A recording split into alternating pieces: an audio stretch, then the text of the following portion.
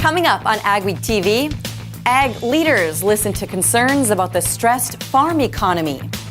A big surprise this year for a cattle rancher just outside of Reynolds, North Dakota. And some farmers are spending thousands of dollars on new equipment to harvest soggy fields.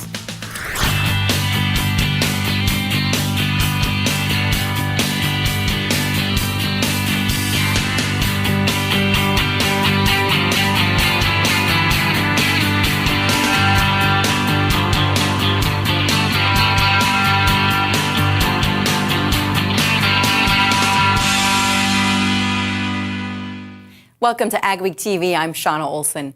It's a common topic at farm shows and cafes across the country this summer. Farmers and agribusinesses are concerned about the stressed farm economy. Agweek's Michelle Rook takes a look at how farmers are facing the triple whammy of low prices, lower yields, and the mounting burden of regulations. Farmers attending Dakota Fest are facing another year of depressed commodity prices, and this season they won't have a bumper crop to make up the difference. You know, I think everybody's just kind of worried about the crop right now and where it's at. Where crop prices are is probably the very biggest thing, simply because we've come off some very good years and now prices are depressed. As a result, the Department of Ag's loan mediation program is getting a workout. We've definitely seen a huge uptick in that program, but it's been beneficial. We've been keeping up with the demands on that program as well. During a congressional update at Dakota Fest, South Dakota Congresswoman Kristi Noem told farmers the farm safety net isn't providing adequate help. There have been real problems with the commodity title of this farm bill, and we've had some discrepancies from county to county that have impacted producers in a very detrimental way. And unfortunately, the state's livestock producers are also feeling the squeeze. A lot of red ink in the feedlot sector in the last year. Big concern there, a loss of equity. On top of low commodity prices, South Dakota farmers say they're also struggling with the increased regulatory burden.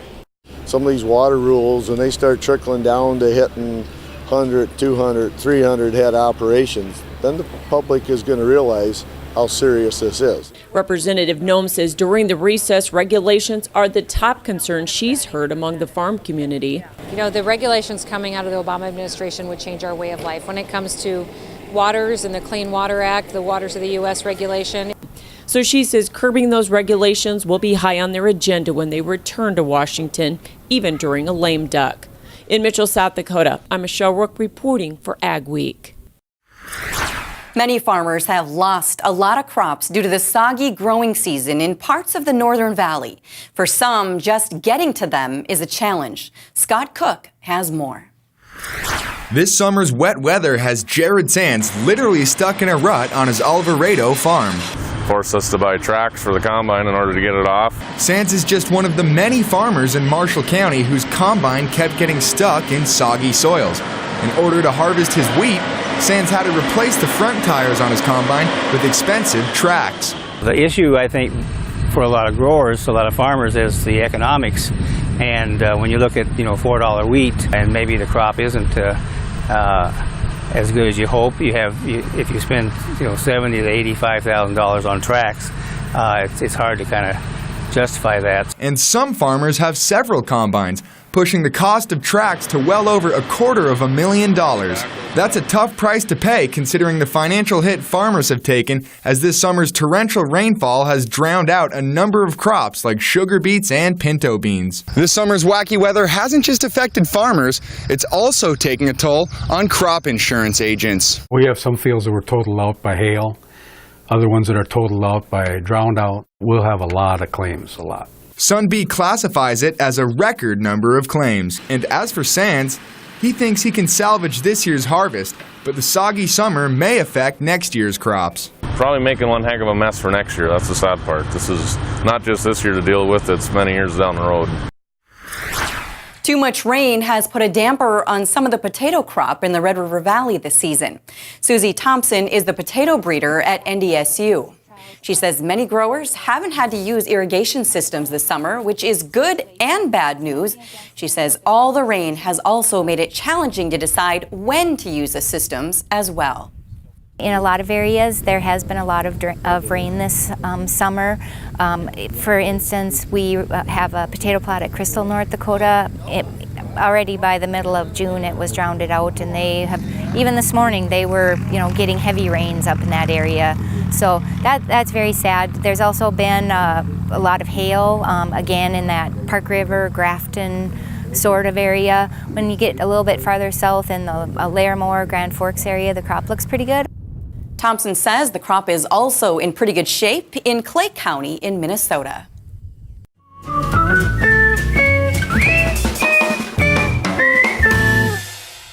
Mikkel Pates finds the opposite situation as he takes us to Mount Vernon, South Dakota, for this week's crop stop. Many farmers in the region are experiencing bumper crops, but some areas like the Mount Vernon area could use some rain and are seeing some grasshoppers. It's kind of come with the drought, the way it seems. The outside end rows, you can definitely see the pressure on the hoppers, but farther in the fields, it's looking pretty good considering the conditions. But they're the main concern right now. This diversified central South Dakota farm saw some strong wheat yields. The moisture came at the right time for that, and it was really exceptional this year. We're really happy with it. Average 70 bushel an acre. Protein was 12 to 14%, and the test weight's 59, where you want it. At Mount Vernon, South Dakota, this is Mikkel Pates for AgweekTV. Nigebauer farms with his brother. They also raise alfalfa and corn, but about a third of their corn had to be replanted due to 5.5 inches of rain a week after planting. They also have 75 dairy cows and 60 beef cows. Up next on AgweekTV, Senator Heitkamp is back home gathering input from farmers for the next farm bill. My name is Joel Kaler, owner-operator of Kaler Farms in Lidgerwood, North Dakota. We make a patented product called a corn stalk guide. Helps guide corn stalks into the grabs in the chains a lot smoother without losing corn. The corn stalk, when it comes off of our product, it's already on the gathering chain instead of being able to hit that idler. Our product will keep all the wear off the snout and get it to come into the head smoother without bouncing. Commitment. You need it to succeed on the farm. It's total dedication to the land, family, and community. It's more than a way to make a living. It's a way of life. You've had it since the first time you ran your hands through the soil, helped bale hay, or rode along in the combine. Your commitment.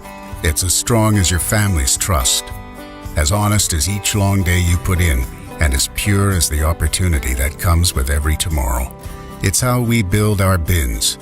With proven design, superior structural integrity, a lifetime warranty, and a promise to stand with you, no matter what storms come your way. The harvest will always be protected, so you can sell when it's right for you, your family, and your farm. Commitment. It's why we can say, there's nothing standard about superior. This week on Northland Outdoors, the search for the biggest lake trout on the planet takes us to northwestern Saskatchewan in the crystal clear waters of Tasman Lake. Watch as we fly in to do battle with giants. Yes! Our gear will be tested, and meeting our goal will come down to the wire. Fish on! Whoa, big screamer. That's this week on Northland Outdoors.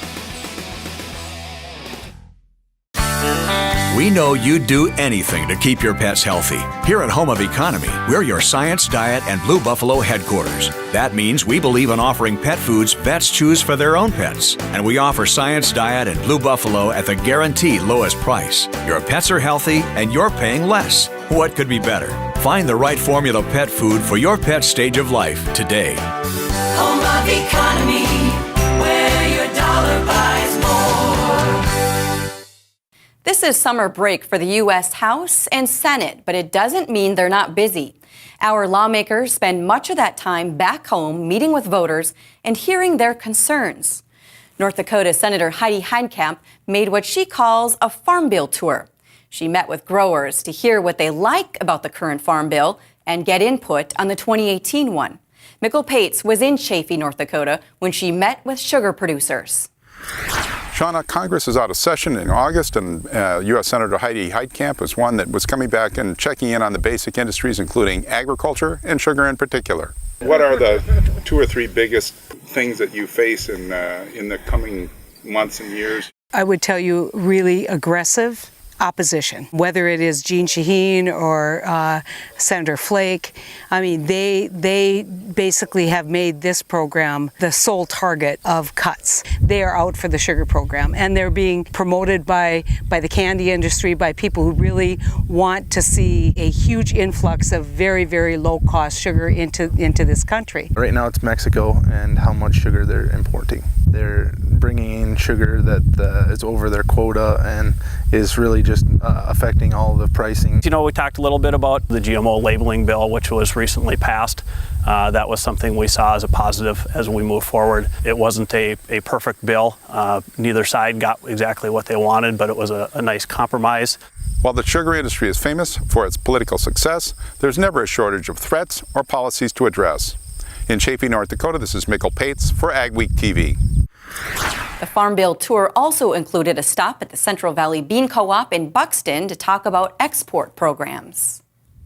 Members of the U.S. House and Senate from North Dakota and Minnesota got a look at the world's first test of ag data collection using a large-scale unmanned aerial system. The $2 million project has been running this summer along a 40-mile strip of the Red River Valley. The UAS is owned by Elbit Systems of Israel. They're comparing the quality of the images from various heights up to 8,000 feet. The goal is to show the value of large-scale UASs for precision agriculture.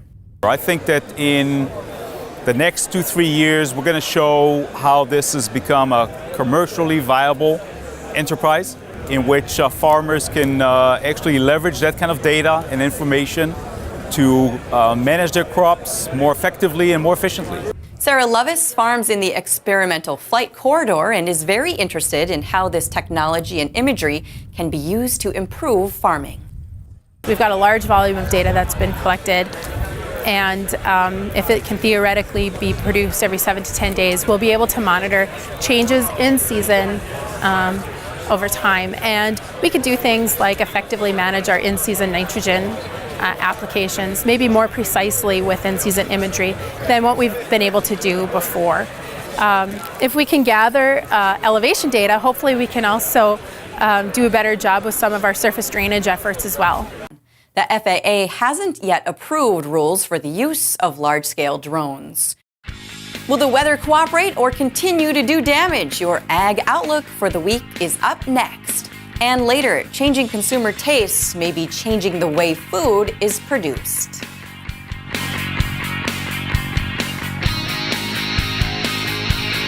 The North Dakota Soybean Council invests checkoff dollars to increase soybean demand, increase yields, and open new markets. The soybean checkoff has resulted in stronger prices and higher yielding varieties. Checkoff dollars fund research to bring solutions to farmers' greatest production challenges. Global demand for North Dakota soybeans for human consumption, animal feed, and commercial use has never been greater. Checkoff dollars, investing in a profitable future for North Dakota soybean farmers. Skag, the toughest name in lawnmowers. Unmatched quality and performance for over 3 decades. The clear choice, the best mower money can buy for work or at home. Top lawn care professionals and discerning homeowners know that Skag means productivity and reliability. Every Skag mower is proudly built right here in the USA. Don't settle for anything less than simply the best. Skag. Contact your nearest dealer or call North Country Marketing. Where do you go for the latest news in agriculture? Agweek Magazine. Reaching over 30,000 farmers and ranchers in North Dakota, Minnesota, South Dakota, and Montana. Agweek provides the most up-to-date information on the markets, the trends, and the people who make it all happen. We're your source for news, not fluff. Dependable, trusted, Agweek. Subscribe today by calling 1-800-811-2580. This is Dennis Beliski reminding you we do auctions and we do them well. You've built your operation with hard work, and when it's time to sell, all or part, you deserve the best. Details from repairs and preparation to promotion and settlements are not routine. Chances are you'll only do this once, so we'll tailor an auction just for you and get it done right. On-site at your farm or added to one of our highly successful Alaris Center auctions, we have the skill, reputation, and integrity to meet your needs with best-in-class commitment and quality service. Find us at resourceauction.com or call 701-757-4015. This week on Northland Outdoors, the search for the biggest lake trout on the planet takes us to northwestern Saskatchewan in the crystal clear waters of Tasman Lake. Watch as we fly in to do battle with giants. Yes! Our gear will be tested, and meeting our goal will come down to the wire. Fish on! Whoa, big screamer. That's this week on Northland Outdoors. AgweekTV weather is brought to you by Kaler Farms. You may recall back during the early part of the summer, I was giving the indication that it seemed to me that the second half of summer was going to be warm and dry across the northern plains. Did not work out that way. It was about average on temperatures, and if anything, it was quite wet across many areas. We're finally getting another round of late summer heat, but it's coming really at the very end of summer. Looking ahead into the early part of September, above average across a large part of the central United States, and this time the above average temperatures will continue to be accompanied by some stormy weather and the potential for some locally heavy rains in some areas. It's courtesy of the jet stream, kind of a split jet stream right now, but the northern branch is definitely the strong branch right now and will be for this week and probably next week as well. This southern part fairly weak, allowing for plenty of warm temperatures to move northward up to about the Canadian border as we go through the week. Last week, you may recall 100 degrees at Portland, Oregon. Well, that part of that ridge is really bombing south. It's really diving into a big low pressure trough, and it's this southwest to northeast flow over the Rockies that I think will bring up the possibility for some rounds of stormy weather, especially whenever we get a fast jet stream streak to move across the northern plains region. Plenty of heat and humidity to the south, cool weather to the north, and the energy in the atmosphere necessary for some storms from time to time. So let's check the forecast.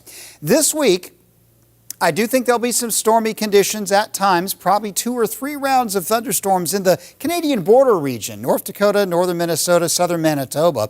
The west part of the country is looking pretty dry, except for the Pacific Northwest, although it's just trees there, so that's not agricultural, unless you're interested in grass seed in Oregon or vegetables. There will, I think, continue to be concern about tropical storms in the southeastern states and potential for locally very heavy rain. I think we'll continue to see northeast Corn Belt pretty dry. That'll spread up into parts of the northeast, and then, of course, it's really a lot of northern North Dakota, northern Minnesota that will be fairly wet. Now, temperature-wise, it's going to be above average in many areas. The far northern plains, especially here, North Dakota, northern Minnesota, will be back and forth. South of here, a lot of late summer heat this week. And then next week, it's still going to be pretty warm, with at least a few days in the 90s, including maybe around Labor Day weekend, and a summer heat extension for much of the United States. In terms of precipitation, it's going to be dry in the southwest, rainy in the Pacific Northwest. I'm pretty confident about that. Don't really have many indicators for the southeastern states. In other words, it could go either way. Probably more evaporation than anything else.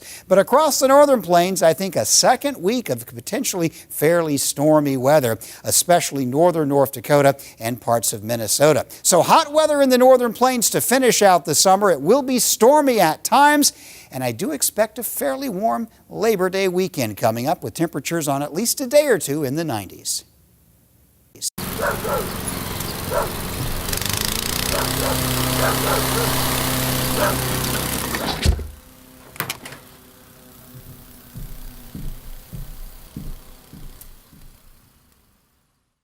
Where do you go for the latest news in agriculture? Agweek Magazine. Reaching over 30,000 farmers and ranchers in North Dakota, Minnesota, South Dakota, and Montana. Agweek provides the most up-to-date information on the markets, the trends, and the people who make it all happen. We're your source for news, not fluff. Dependable, trusted, Agweek. Subscribe today by calling 1-800-811-2580. North Dakota soybean farmers put food on tables all over the world, including their own. That's why it's important that we produce healthy, safe, affordable food. It's also important that we keep up with demand. Today's farmer feeds 155 people per year. Compare that to a farmer only 2 generations ago who produced enough for just 26. Most North Dakota farms are still family-owned and operated because our care of the land that feeds the world today is our children's legacy for tomorrow. Commitment. You need it to succeed on the farm. It's total dedication to the land, family, and community. It's more than a way to make a living. It's a way of life. You've had it since the first time you ran your hands through the soil, helped bale hay, or rode along in the combine. Your commitment. It's as strong as your family's trust, as honest as each long day you put in, and as pure as the opportunity that comes with every tomorrow. It's how we build our bins, with proven design, superior structural integrity, a lifetime warranty, and a promise to stand with you, no matter what storms come your way. The harvest will always be protected, so you can sell when it's right for you, your family, and your farm. Commitment.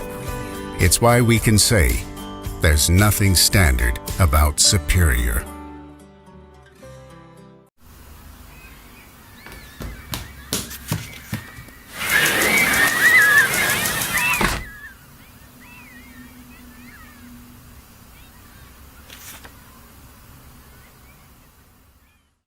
The old saying, the customer is always right, hasn't always applied to food production. But in this week's commentary, Jonathan Knutson talks about how that is changing.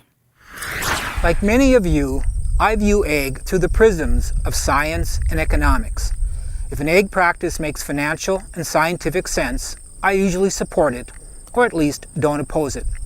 But I increasingly realize I'm in the minority. I recently attended a National Press Foundation fellowship on the future of food and egg. My big takeaway? A growing number of consumers view food strictly and solely by what's on their table, and they're unhappy with what they're getting. They say their food isn't tasty and nutritious enough. They want more fruits and vegetables. They worry about chemicals, GMOs, and sustainability. They want to take our existing food system, shake it by the neck, and force it to give them the food they want.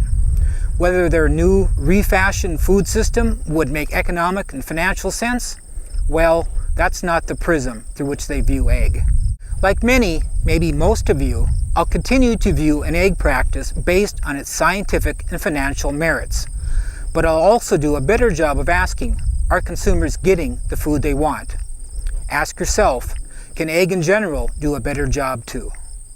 For Egg Week, I'm Jonathan Knutson. Fair season is winding down, but some county fairs are just firing up at the end of summer. The Wilkin County Fair brought out hundreds of eager fairgoers. Several students competed with their best animals in the show ring. Fair participants say even though the number of animals has dwindled over the years, it's still fun to compete. Members from the Chihinkapa Zoo were also on hand to show off some of their critters as well. They're calling it nothing short of a miracle on this farmstead just outside of Reynolds, North Dakota. We'll tell you what it is up next. Where do you go for the latest news in agriculture? AgWeek magazine. Reaching over 30,000 farmers and ranchers in North Dakota, Minnesota, South Dakota, and Montana. AgWeek provides the most up-to-date information on the markets, the trends, and the people who make it all happen. We're your source for news, not fluff. Dependable, trusted. AgWeek. Subscribe today by calling 1-800-811-2580. Skag, the toughest name in lawnmowers. Unmatched quality and performance for over 3 decades. The clear choice, the best mower money can buy for work or at home. Top lawn care professionals and discerning homeowners know that Skag means productivity and reliability. Every Skag mower is proudly built right here in the USA. Don't settle for anything less than simply the best. Skag. Contact your nearest dealer or call North Country Marketing. This week on Northland Outdoors, the search for the biggest lake trout on the planet takes us to northwestern Saskatchewan in the crystal clear waters of Tasman Lake. Watch as we fly in to do battle with giants. Yes! Our gear will be tested. and meeting our goal will come down to the wire. Fish on! Whoa, big screamer. That's this week on Northland Outdoors. It's time to demand more. With Micro Essentials, you get more from every acre. Through our fusion technology, only Micro Essentials combines 4 vital nutrients into one powerful granule, ensuring uniform nutrient distribution and increased nutrient uptake. The innovation behind our fusion technology means you'll grow stronger, healthier plants. Micro Essentials. Get more from every acre. My name is Joel Kaler, owner-operator of Kaler Farms in Lidgerwood, North Dakota. We make a patented product called a cornstalk guide. Helps guide corn stalks into the grabs in the chains a lot smoother without losing corn. The corn stalk, when it comes off of our product, it's already on the gathering chain instead of being able to hit that idler. Our product will keep all the wear off the snout and get it to come into the head smoother without bouncing.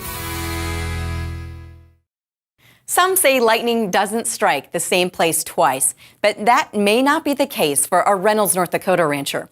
Paul Lenz raises SimAngus cattle, and according to livestock specialists, what happened on his farm is out of this world. We calved out 20 cows, and we've got 23 calves on the ground now. That's okay, I guess. I'll take it. A couple extra calves is good news for Reynolds, North Dakota rancher Paul Lenz. She's not crabby. But he admits it took him a minute to put it all together. I knew she was getting close to calving, and it was our last cow to calve, and all of a sudden there was 3 of them laying there. Lenz's cow had triplets. I just hailed for the house and told Mom again to call some friends of mine, and they just couldn't believe it. Lenz says the odds of a cow having triplets is 1 in 105,000. I was very surprised. Surprised indeed, and maybe even more surprised this time. She's got her hands full. You know, 1 is enough. Because it's not the first time. She had triplets last year, too. That's pretty rare, right? Yes, it is. This year she took them all. The odds of that are not documented. This is a miracle in my book. They say it never happens. To get them all alive and have them natural is unbelievable. It's nothing to do with the bull, it's to do with the cow. And she dropped 3 eggs and each one of them are fertilized. She and her herd have become quite the attraction. There's always somebody looking at them or something. Everybody wants to take a picture. It's just kind of fun to be in the mix of it. Now, will you sell these calves, or what's your plan? I don't know. I'm really thinking of maybe keeping them and see what happens with these heifers. It means they're all 3 heifers. All my friends tell me, oh, you got to keep them, you got to keep them. So we got to see what happens. What if she has 3 again? I don't know. Then somebody can buy her for millions of dollars. Last year, the cow had 2 bull calves and 1 heifer. Lenz says he had to bottle feed one of them for a while. This year, the calves didn't need any help from him at all. Experts say it's rare to have triplets and almost unheard of for all of them to survive. Thanks for watching this week's edition of AgweekTV. Remember, for all your ag news, go to agweek.com. We'll see you next week.